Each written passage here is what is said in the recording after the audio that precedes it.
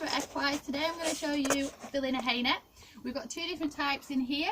We've got the haylage and we've got the hay. Okay, the difference we've got is the haylage is cut a bit earlier. Okay, so a lot of the nutrients and the moisture is kept in that, and then they're baled, they're wrapped. The hay is left out for a bit longer just to dry a little bit more. And if you just look at the difference in it, the hay is a lot longer in stalks. Okay, you do get different types though. Sometimes it's cut a little bit shorter. The best way to tell is by sniffing it. Okay, sweeter, a lot sweeter if you're not so sure, and it's still nice, good quality, but it's just not as sweet as the haylage. So if you're a bit unsure, smell test always good.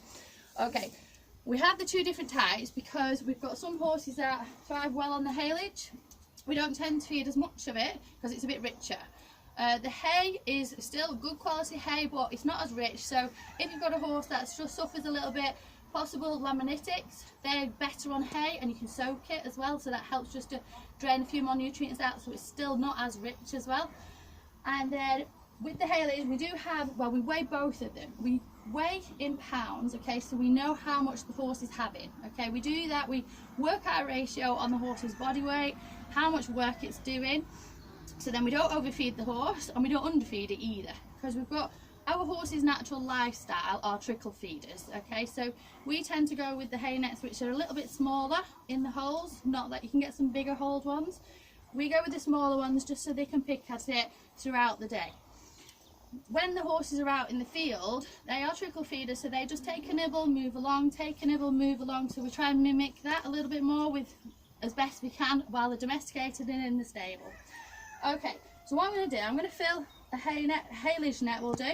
It's a new net, so it might take a little bit of stretching. What I tend to do is get a bit in the bottom first, okay? That helps just to open the net up. And then I just feed it in. Try and fill it as much as you can to start with.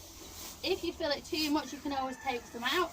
You will get in the habit of filling it, giving it your own body weight, and so you can actually see roughly how heavy it is just by feeling it. Putting your foot in it like that does help. If you've got clean boots though, does help just to shove it down. Then I make it into a kind of shopping bag. I'm just going to go and weigh it over here. Okay, so we've got the weigh it over here, so that's 10 pounds. Okay, so we're quite happy with that. That'll do one of the medium-sized horses for their dinner.